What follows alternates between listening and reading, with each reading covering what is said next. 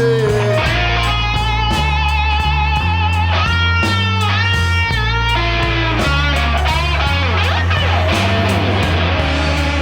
There's a red house over yonder. That's where my baby stays.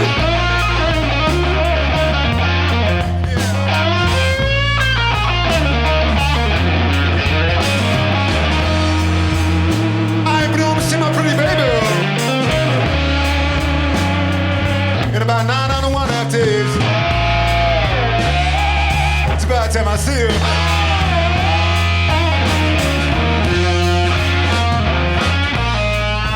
Wait a minute, something's wrong. I do feel special, I do.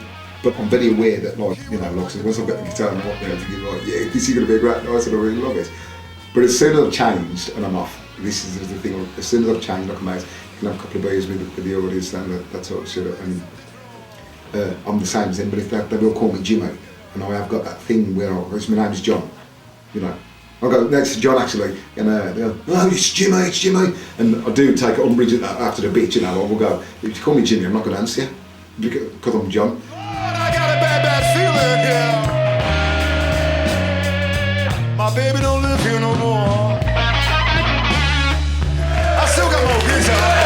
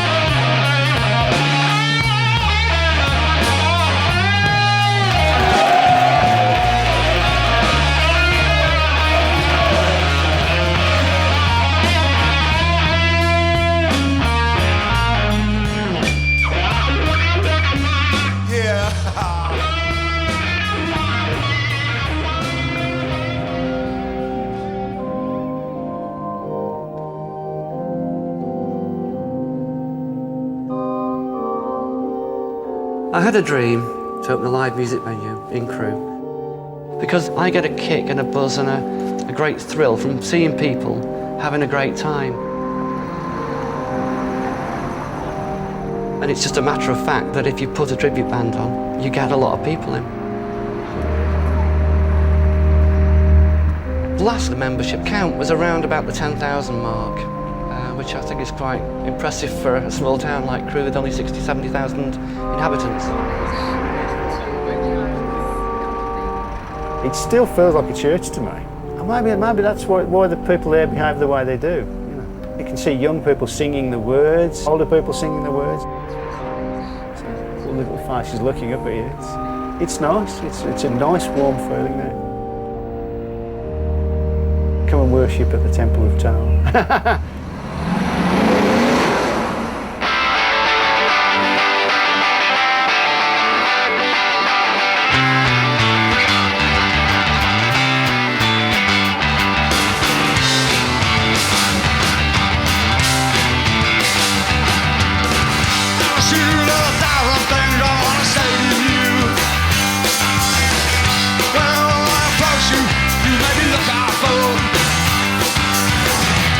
God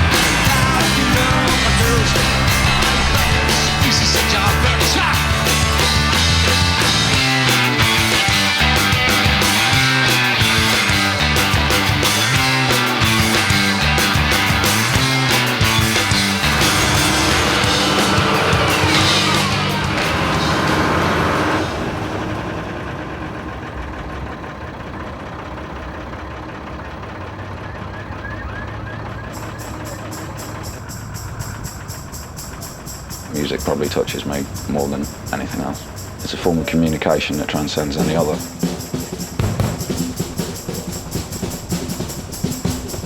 I think that it was man's first form of communication. I think replicating the human heartbeat as a celebration of life possibly happened before we could even speak.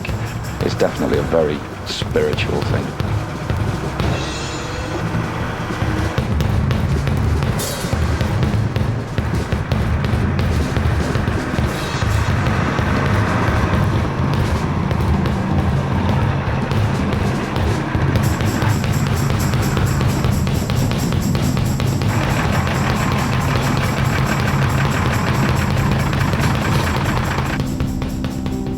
It is an emotional thing, it is a spiritual thing. You know, plucking at the heartstrings, you know, it's something we can all chant. I mean, when I used to listen to Thin Lizzy, I got a certain feeling. It gave me a certain vibe. There was a dynamic in Phil Lynot's vocal. You know, I was a bass player, so it's the way, you know, he moved musically on the bass. It did a certain thing to me, and that's what we're trying to capture. Is that pompous? I don't care. It's what boils my egg. It's what, you know, keeps me after 13 years still interested in what I do. I cannot play the same as Jimi Hendrix. You had another guitarist sitting there, another guitarist. I cannot improvise the same as him, and he cannot improvise the same as me. You cannot improvise anybody who's playing an instrument because it comes out your head and out your heart and what you feel. You can't. It's just what you do. You don't think where you're going to put your fingers. You just do it. It's how you feel. Rock can be a lot of things, but I think there's got to be an honesty there. It's got to be an emotionally driven music. I mean, we've been doing the Fruit Last thing for 10 years, but we try to catch the spirit of the music rather than a slavish copy. I've seen other Fruit tribute bands who do slavishly copy, and to be fair, it can be a little dull because Fruit had something about them as a band that had an energy to it that you can't catch unless you do your own version.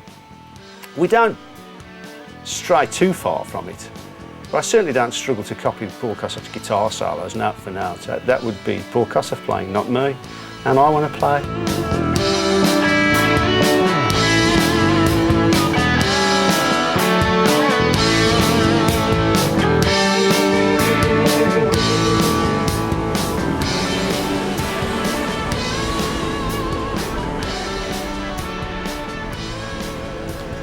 This is the foyer area, obviously, where we advertise what bands we've got on.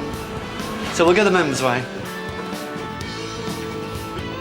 You've got the main floor here, which is basically similar to a pub, I suppose. You've got video jukebox system, pool tables, machines, games machines, a bit of a big boys' toys paradise for me, that is, really. It's my fault, that is.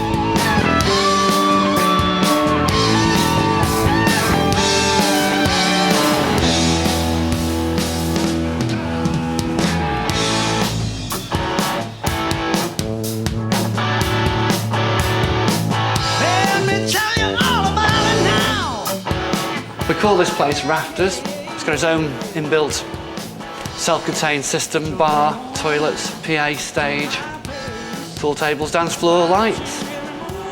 Did have a bowling alley at one time, but it's no longer with us. What's your game? Are you trying to put me in shade? Baby, I said slow. This is the non-smoking conservatory area for when you've watched the band and want to chill out a bit. You can come in here and relax. In the summer, obviously, we have the doors open into the small beer garden. A little oasis in the middle of Crewe town centre. All right now, baby, it's all right now. All right now, baby, it's all right now. All right now, baby, it's all. This is actually connected to the main building now, but it was actually a separate little schoolroom to the church. Yes, we've recently been licensed to hold weddings, and we had the first one about 2 months ago, so that was quite interesting after 12 years. This is what we call a small bar. It's purely a little extension to the main room, but it tends to be quieter. There's no speakers in here, so People pop in this bar for a bit of a chin wag. Big kitchen area, it's like a takeaway chippy size. And this is the main concert room. Obviously it looks slightly different, all lit up, but it's usually in darkness.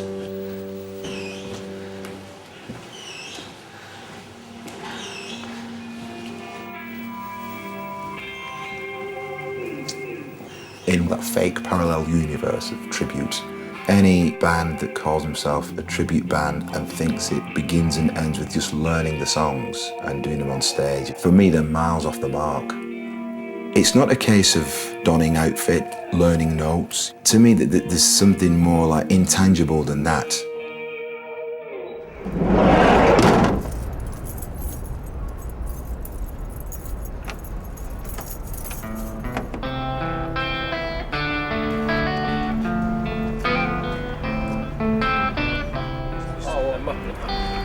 The venue is leaking, I've just been told. Okay. Well, let's do a little... So can you introduce yourself to me? Yes, I'm Terry. What do you play? Bass, keyboards, mandolin, fool, mostly. I'm Johnny, I'm playing guitar. I'm tributing Jimmy Page for today. She's buying the stairway to heaven. And when she gets there, she knows if the stores are all closed, with a word she can get what she came for. There is only one Jimmy Page, really. So all I can do is, if I can get anywhere close, if people think that I'm getting close, then I'm quite happy, really. I'm getting close. He's my friend. But she wants to be sure, 'cause sometimes words have to mean it. In a tree by the brook, there's a songbird who sings. Sometimes all of our thoughts are misgiven.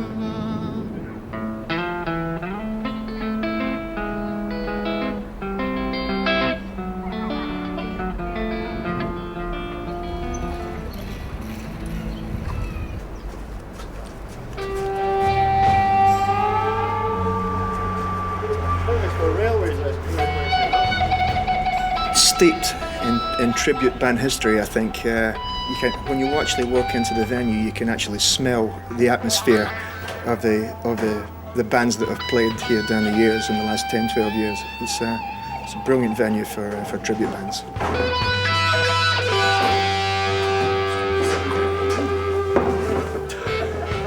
This is a sanctuary, isn't it? It's the sanctuary for tribute bands.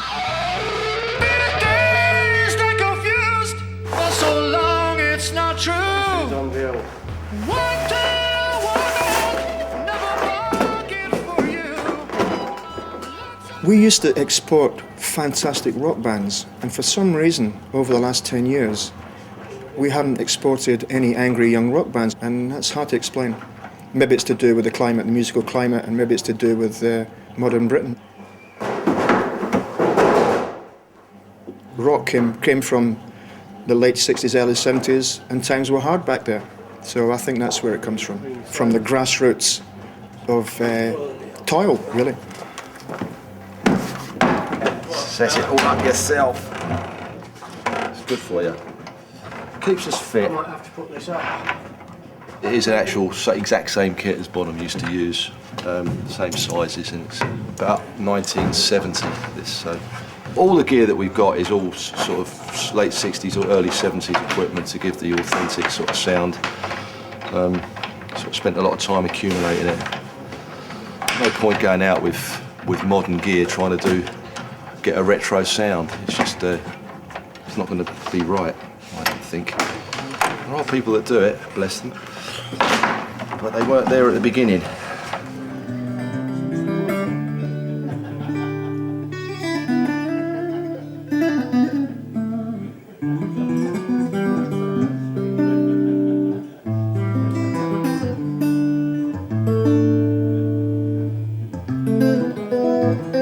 Led Zeppelin were tight but loose. That was the Led Zeppelin slogan, was tight but loose, because they never played a song the same 2 nights running. They never played it like they played on the albums. The albums were just a springboard for the live show. And they used to go meandering into different things, you know. You'd end up with Dazed and Confused, you know, 5 minutes on the album, 6 minutes on the album, 26 minutes live. And they did that with most of the songs. They just sort of, it was all down to a wink and a nod. They just move it elsewhere and then come back into the song with a wink and a nod.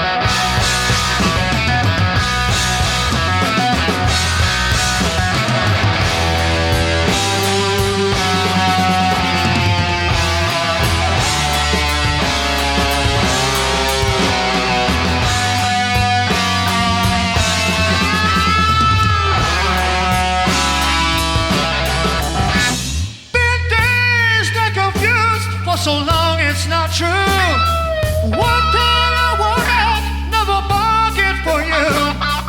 Take it easy, baby, let them say what they will. Don't wax so much when I send you the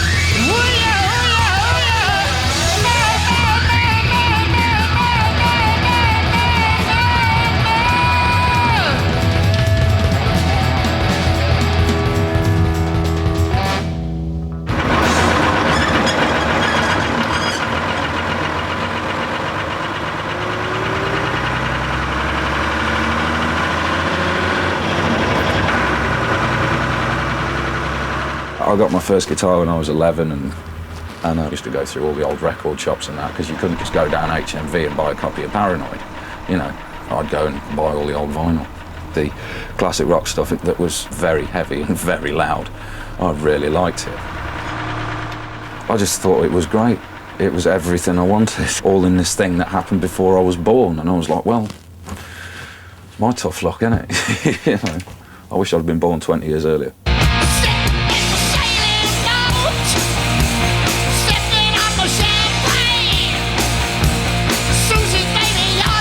I was 16 when I joined ABCD. I joined ABCD in August 1995, about 2 months after taking my GCSEs. I prefer playing with older musicians. They don't have anything to prove anymore. There's not many musicians around my age that are into the same sort of material that I am.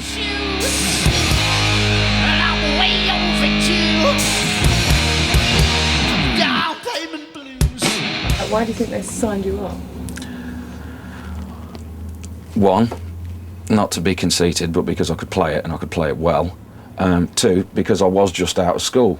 And as coincidence would have it, the actual school tie that I had from St Thomas More School in Nuneaton was the same tie that Angus used. It was very, very strange.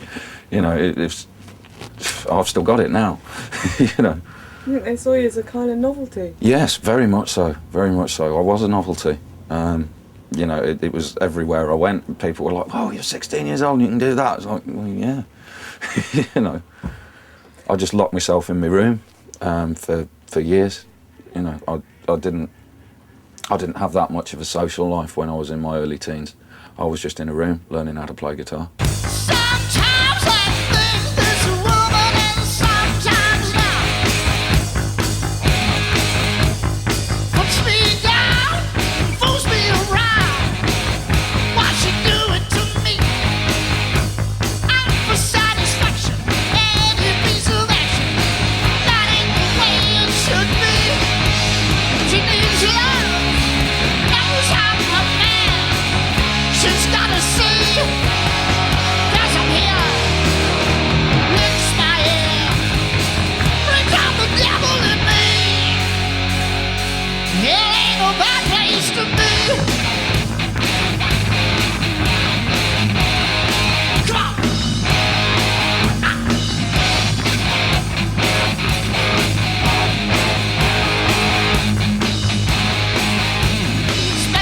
I wasn't there when the rock scene really started. I learnt the rock scene from my friends that were older than me that were there at the time.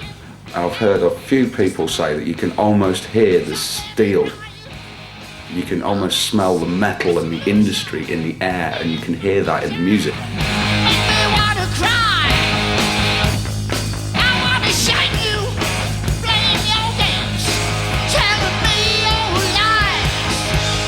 For example, Brown, the bass player from ABCD, he's told me stories about when he used to work in the foundry, where he'd be up for work at 7 o'clock in the morning, he'd go to work and finish at 4, and then he'd be in the van and he'd go to the gig, do the gig, maybe get an hour's sleep in the van on the way back, drink a litre of coffee and be back in the foundry at 7 o'clock the following morning. You know, that's graft. That is real hard work.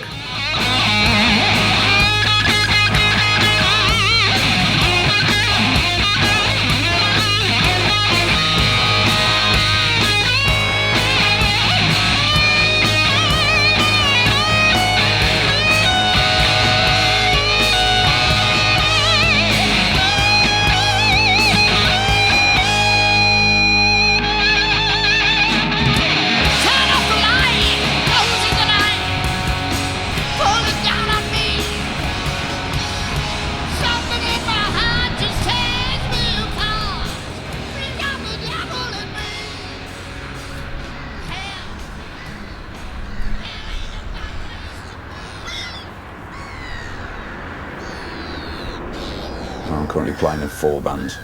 2 tribute bands, ABCD, which is a tribute to Bon Scott, Purple Snake, which is a tribute to Deep Purple, White Snake, mostly just the David Coverdale era of Deep Purple. The Plot, which is the original band that I play with, and I play a bit with Acoustic Unlimited, which is an acoustic quartet. Do you have a day job? Yes, I drive a minibus. When do you sleep, Harry? I sleep when I fall down.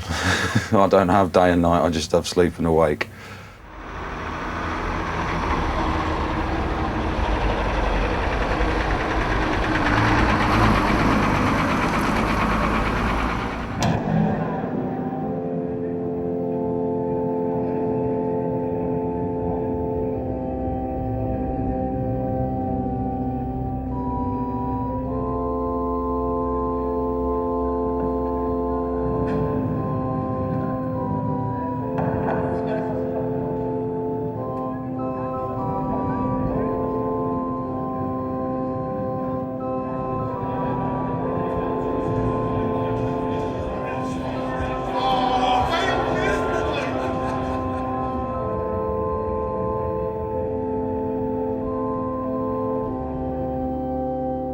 The Limelight comes in for some flack for putting 4 nights a week of tribute bands on.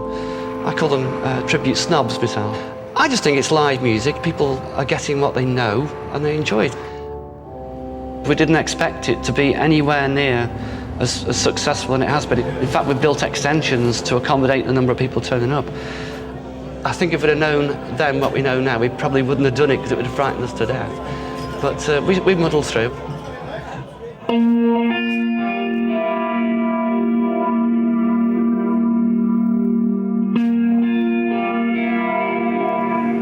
Everywhere's got their little tribute scene coming from a groundswell of opinion, nothing else. No one's telling us to go and do this. It's a provincial thing out of London, people actually really having fun with their lives and being really entertained. It's not that way in London, it's a bit homogenised and, you know, it's not that way in London.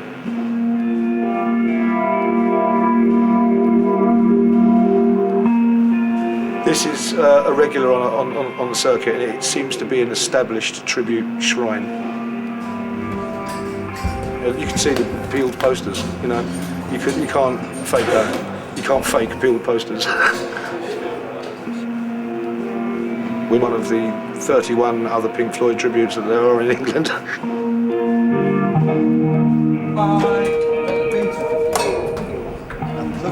The best way I heard it described was as a suspension of disbelief for us all, and I thought that was great. That was on the money.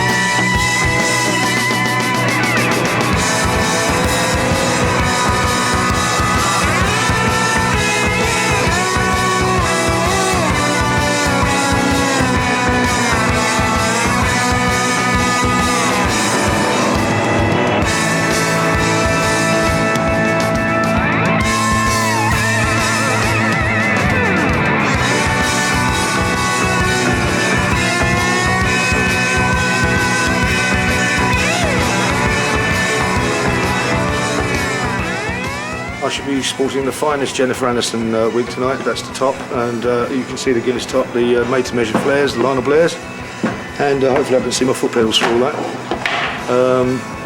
The wig's got to go on. It's 70s Floyd. I lost the argument.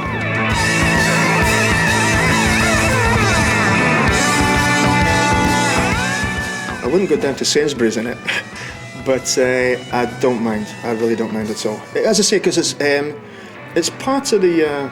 It's part of the mystique about the band, and the band did have a mystique about them, and so it's part of the show. So, I mean, Dolly Parton wore wigs.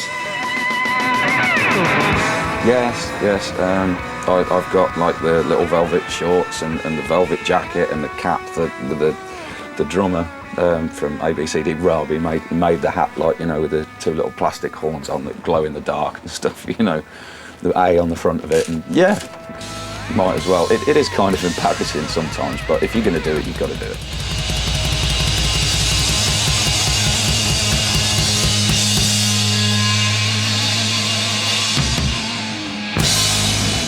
It's a sweatband. It actually takes the sweat away from your eyes. I couldn't live with long hair, and my wife certainly wouldn't let me live with it, so it's nice to...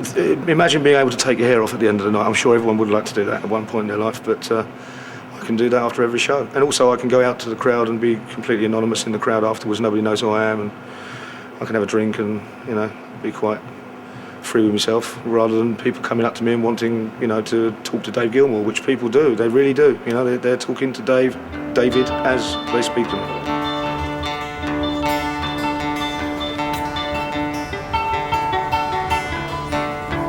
Took my chances on a big jet plane. Never let them tell you that you're all the same.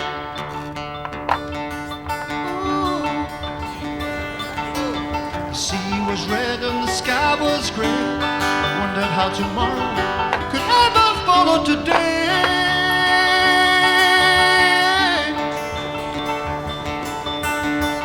Standing on a hill in my mountain of dreams, telling myself it's not hard as it seems. Ooh.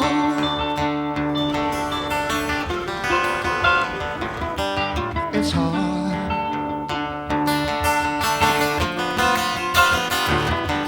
It's hard.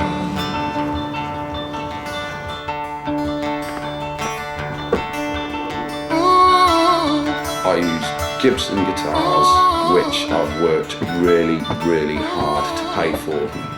I've worked really hard to get a nice guitar collection of old guitars. The vast majority of my guitars are like 15, 20 years old easy. And my amplifiers are all old school valve technology. You know, I like the old school sound, I like old school microphone techniques, and the old school way of playing. I don't use any compressors, I don't use anything to get rid of the noise. I'll get rid of the noise with my hands.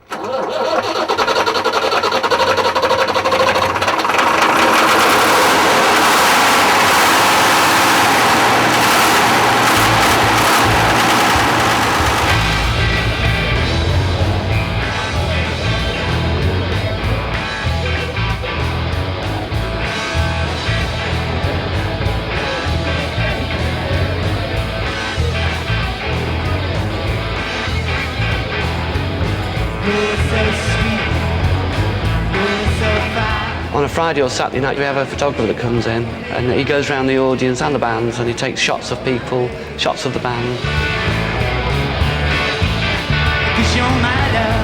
And at the end of the night, the giant screen is dropped.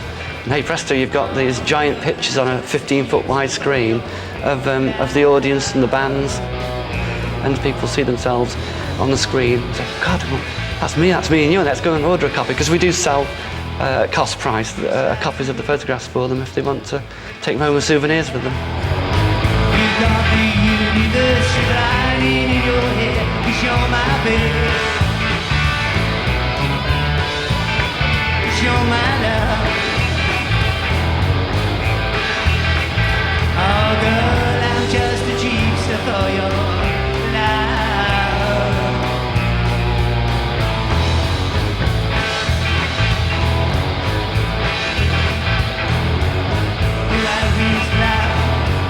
You're so good, oh, but don't you know you're just like Robin Hood, 'cause you're my babe.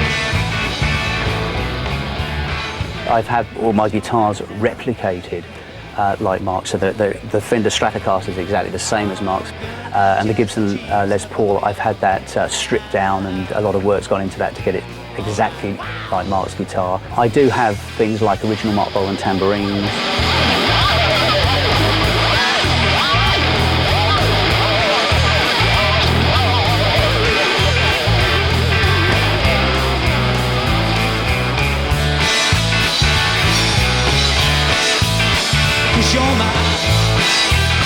I have his original clothes, the original Mark Bolan dungarees that he wore for Metal Guru on top of the Pops, things like that, a few pairs of his trousers, a jacket. I said, girl, I'm just a vampire for your love, and I'm gonna suck you.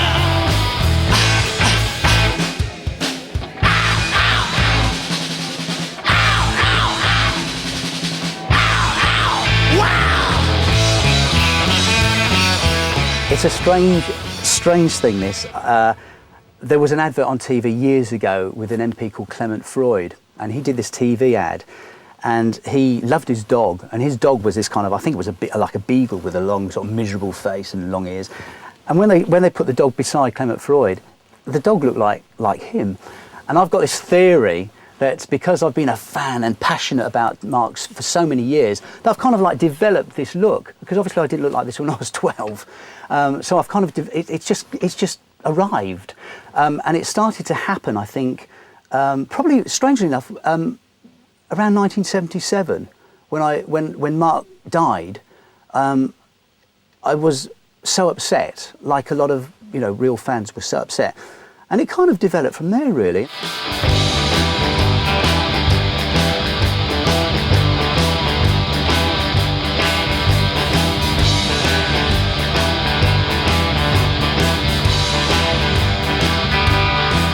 Well, she's not a woman of gold and she's not very old. Well, she's not a woman of gold and she's not very old. I don't mean to be bold, but may I hold your hand? Well, she ain't no witch, but I love the way she twitch. Well, she ain't no witch, but I love the way she twitch. I'm a labor of love in my Persian glass.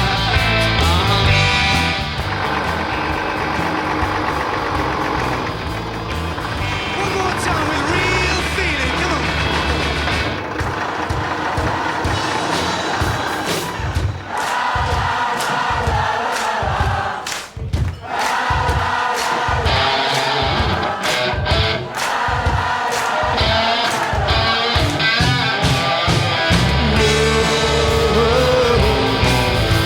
Hope you enjoyed the show. La la la la la la la. La la la la la la. Fake fame go to people's heads? Yes, I think it can. It's like you got to remember you are imitating somebody. You are only there because they were there first. I mean, you can get respect and get appreciation for being a good musician, but at the end of the day, they wrote the songs.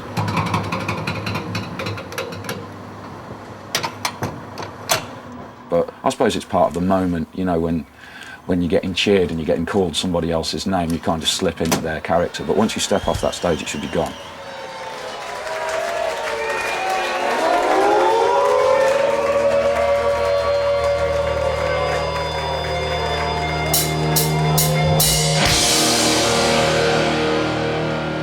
Clear as day, it's one of those moments, isn't it, when I remember sitting around the table, eating my tea, the local news programme was on Look North,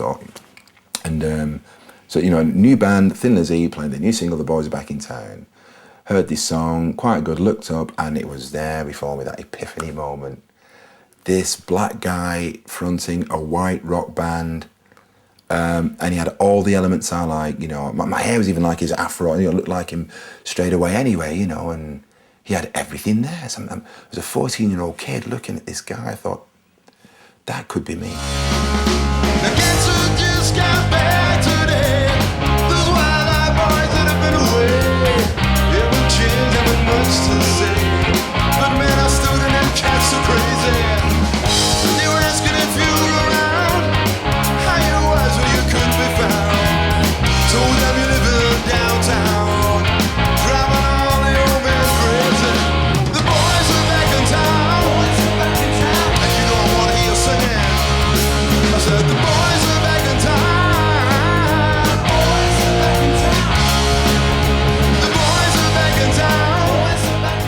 You really have to use your intelligence about it. It's got to be subliminal. It's what you think Phil would do, but what you would do naturally, without parodying it. People will fill in the blanks themselves. If you tip them over, they will go over themselves. Using tonight there's going to be, they'll say jailbreak somewhere in this town, and then put Phil's voice there. He really sounds like it.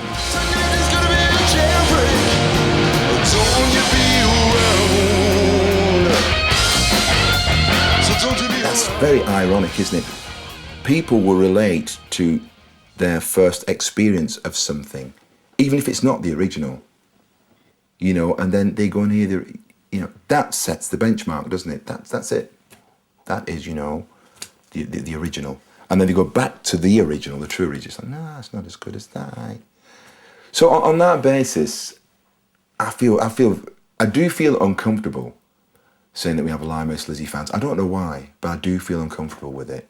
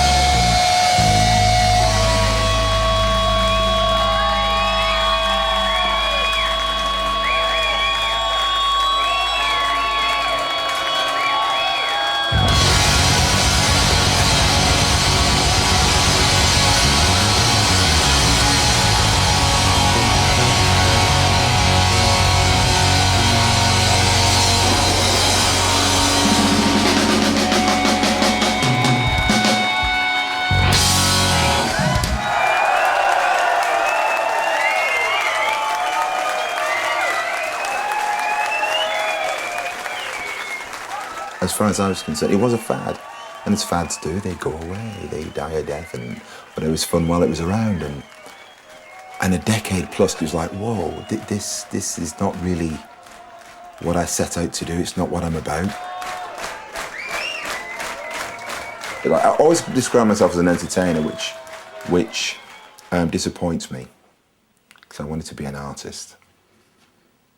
I wanted to be a true artist, bass player, for my bass playing heroes, and but I'm an entertainer, which suggests to me, jack of all trades, master of none, stopped at a certain level, really and truly. Which again, disappoints me, if I'm honest. I wanted to be something bigger than that.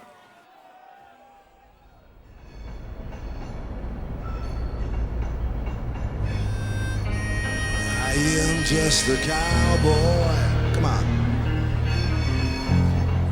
Lonesome on the trail. I think people who don't know Crewe think of Crewe as being a working class, rough town. The campfire light. Probably not as pretty as some towns because of its working past. The coyote call. And it came with the railways. The railways obviously have reduced in size, the workload's gone down for Crewe people. From 20,000 people 30 years ago to probably under 2,000 now working the railways. I hear Crewe call. And of course the prosperity of the town relies on industry and people being in work.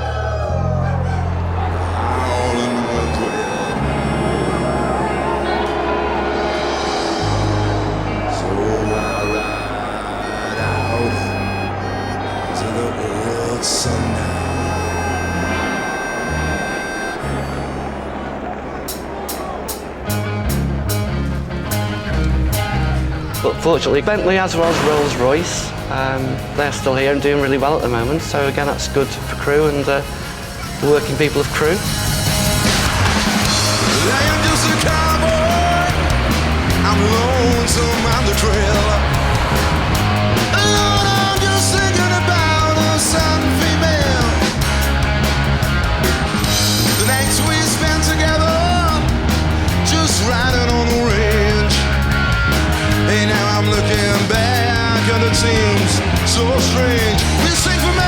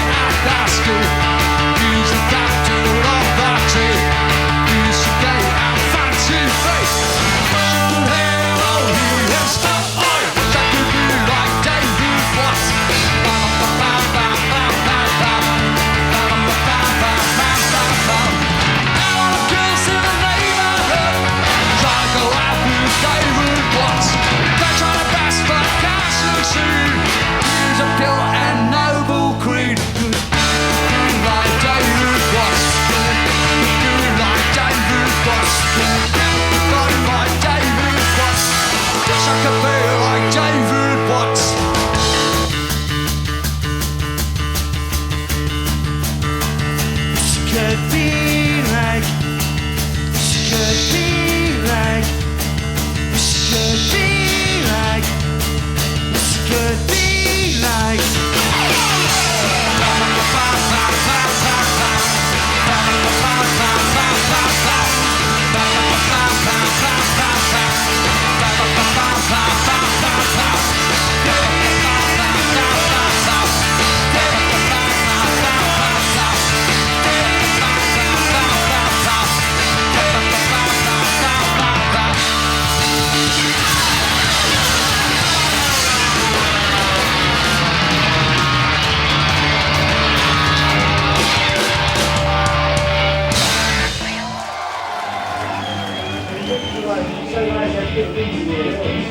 Did you ever see the Jam? I did, yes, about 1982-ish, I think, at Newcastle City Hall. Yeah. I don't know whether I should say this, but I was actually going to see the Police, but it was the wrong night. Did you ever see the Jam? No, look how old he is. I know, I was going to say you look a bit young. What about you, John? John! What's that? Did you ever see the Jam? No. No. Are you a fan? I never saw them live, and no? I regret it bitterly, but yeah. That's it. Are you a fan? I saw loads of bands just before that period, and then I started having a family and children and things, and it was time to stay home by then. So I'm making up for it now.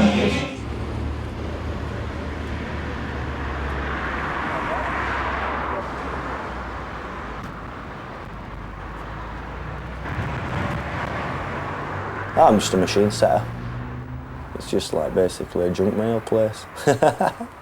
So it's like us, yeah, just junk. Yeah, that's me. Junk mail.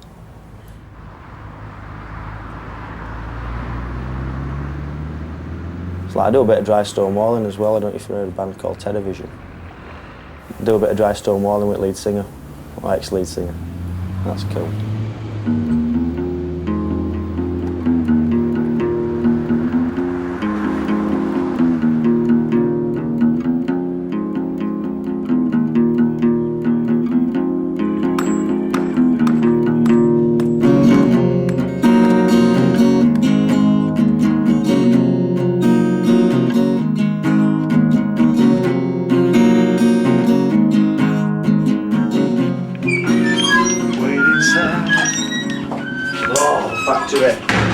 Get ready to be shot. I'll clock in. That's what I'll do, that's rock and roll.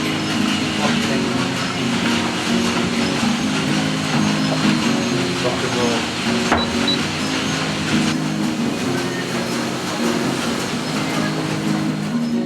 To me, music these days, it's so manufactured. Everything's so clean now, isn't it? It's so so precise. You've got to.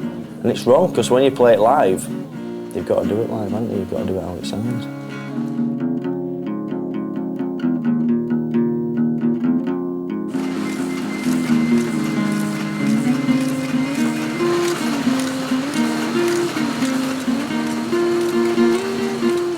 Kurt Cobain. People always say, oh yeah, it was so down and really depressive music, but I don't see it like that. He wrote a line and then he'd make fun out of it with his next line. So it's kind of funny. Sometimes I just laugh when I'm on stage singing. And there's certain words where you really feel it, you know what I mean? You really sing it like with meaning and stuff. It's like a different reality, you know, and I'd be lying if I say it didn't affect me. Definitely. Sometimes it makes me really aggressive, like you can understand why he smashes guitars. It's not good when you've got to play at night after. And you haven't got £1 million to buy a new one.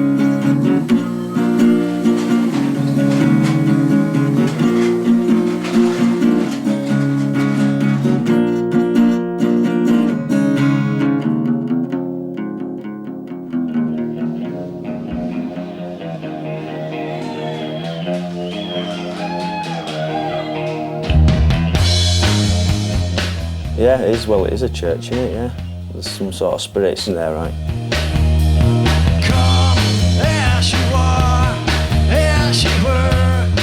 Actually, when I've been singing there, right, sometimes you think, because he don't use any delay or any effects on vocals, and sometimes when you're singing, it's like you can hear someone singing in your ear. And that's what it is. It's Kurt singing in the church. But yeah, it's a good vibe. It's a really cool vibe.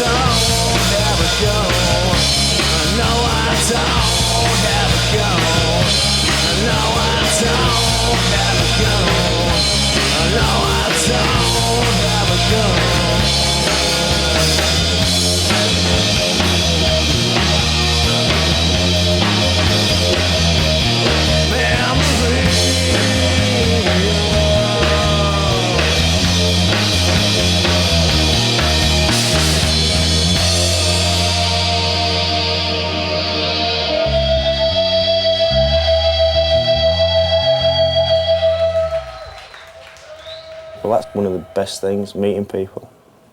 Yeah, I've met some really nice people, like young lads, older guys, and it's people who wouldn't necessarily talk to you, but because they sort of know of you and they've seen you about and about the band, and then they do, yeah.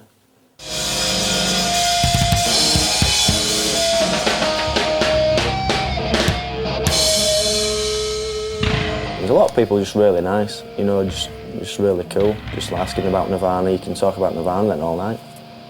It's wicked.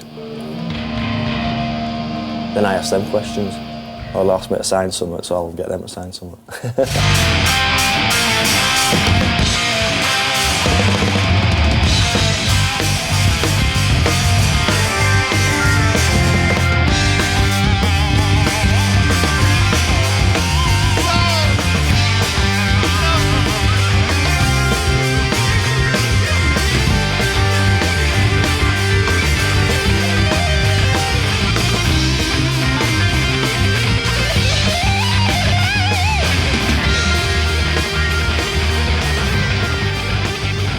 There is definitely a community of local tribute band members. I think it has something to do with the Limelight being such a, you know, a big venue on the tribute band circuit.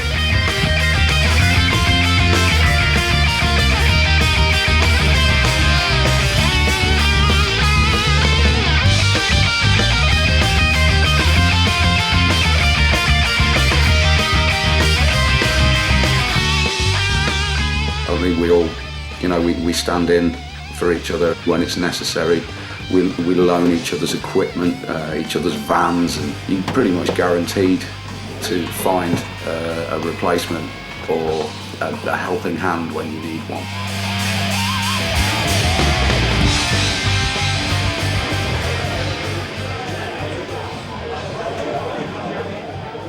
I have a question for you. Is this the town of love? Is Crewe the town of love?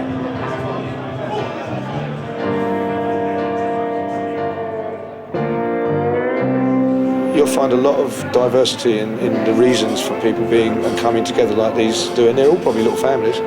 It is a family, and now it's become an extended family. So yeah, it's a lovely situation to have around the band, to have happen, you know. And look at the product, Christ.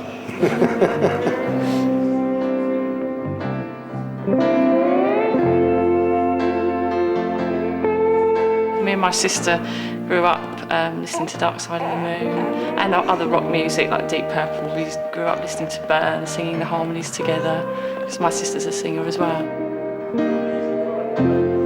We used to sit in her bedroom and listen to Deep Purple. She would take David Coverdale's part and I would take Glenn Hughes's part, and we'd sing all the harmonies together.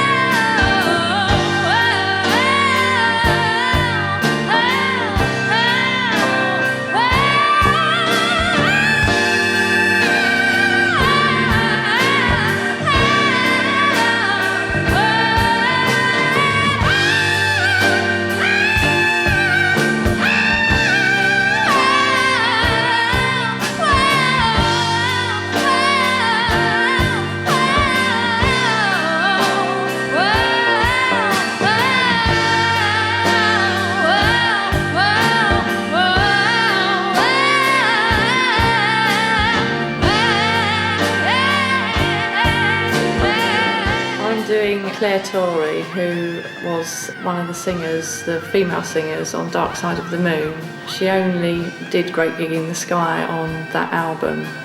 I don't think she ever performed with them live.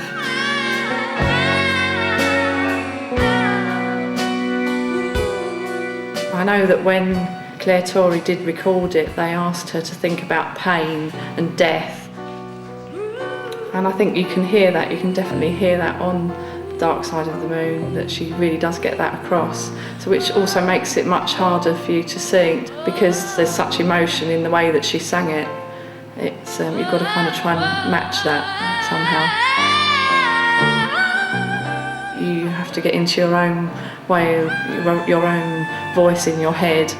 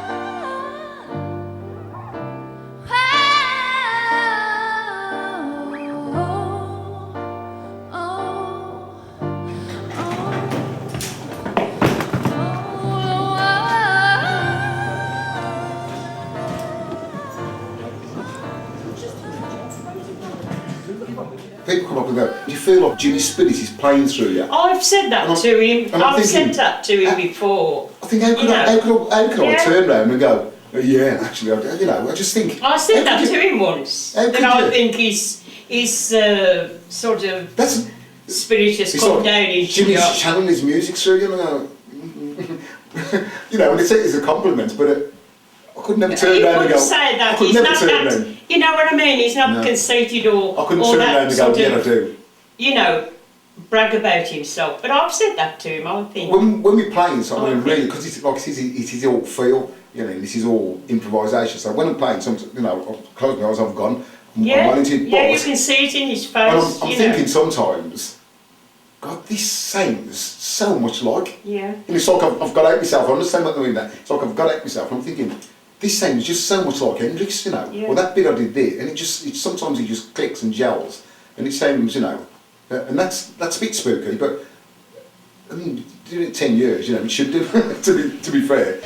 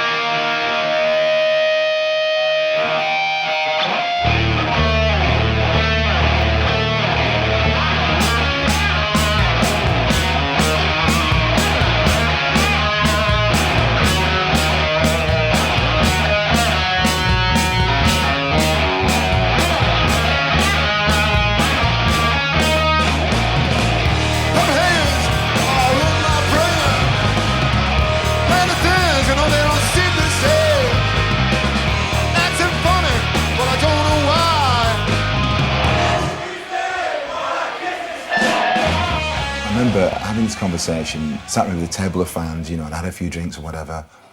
And I said, there's one positive aspect of Phil's death. That was a conversation straight away. It was like, what could, I said, you remember him at his best. You remember him like Jimi Hendrix, like James Dean. You never see them, like aging disgracefully, toe curling performances and so on. And I am getting to the age where it could be. I say to my partner every time, look, tell me if I look like I shouldn't be there. Buskew in Bolton, I can see it coming. You see, my hair's going to start to go, and my voice is going to get lower and lower. I'm not going to be able to hit the notes anymore. I'll get arthritis in my fingers. I'll have to quit smoking. I'll start dribbling into my coffin. Yes, I'm a fully fledged potential rock dinosaur and proud of it.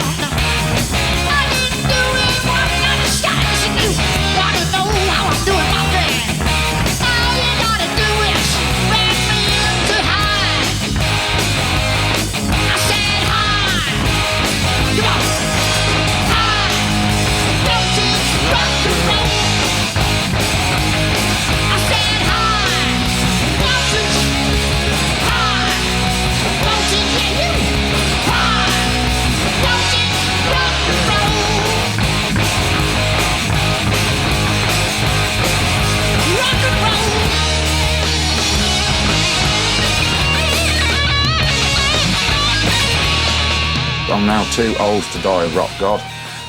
Never mind. Yeah, Hendrix died when he was 27. Kurt Cobain died when he was 27. I say died. Who else was there? Jim Morrison. There's loads of them. They all seem to die. So do you think the tribute scene is haunted by the ghosts of dead rock stars? I'd like to think so.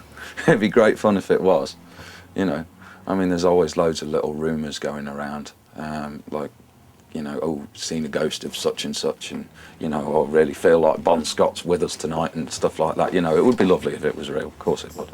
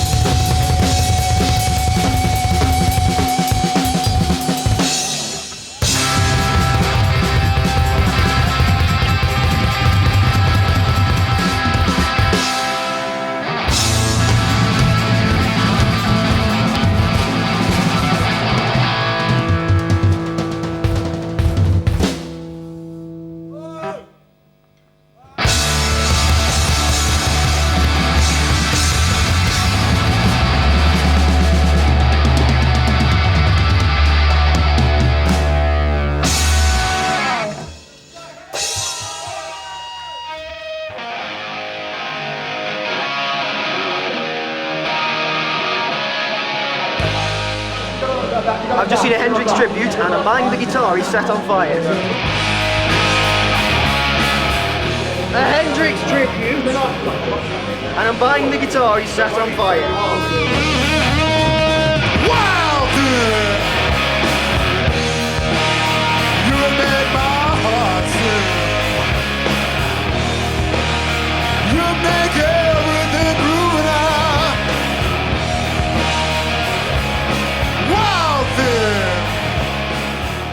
seen one of the greatest shows I've seen in my life, probably. I'm going to have a memento of it. Are you a big Jimi Hendrix fan then? Yeah, well, I'm just getting into him recently. I mean, I'm a classic rock fan, Zeppelin, Pink Floyd. My dad's just getting me into Jimi Hendrix, so I just thought, well, I came down here by the off chance, my two mates bringing me up, and I've had one of the times of my life.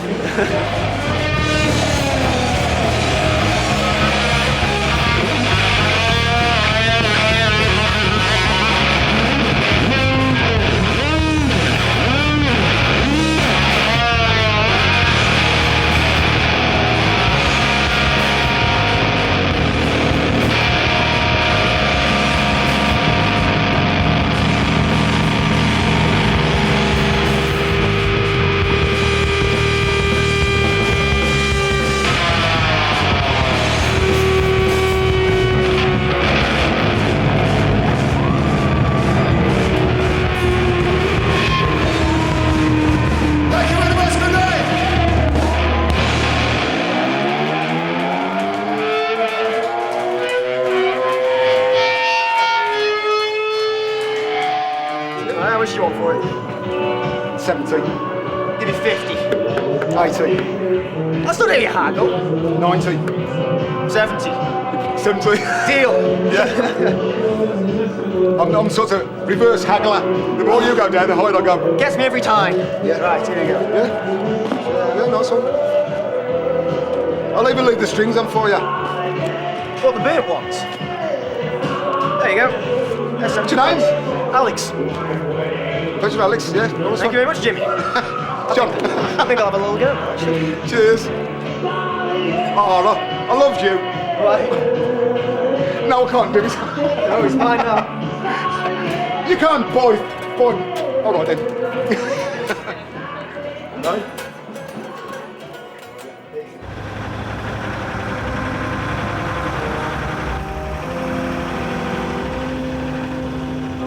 Even on an ordinary night, it's still such a reward to play this material.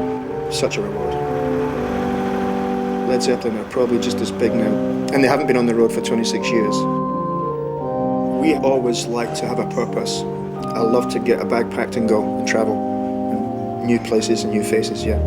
Along motorways and yeah, and A roads and B roads and dusty roads and stuff, yeah.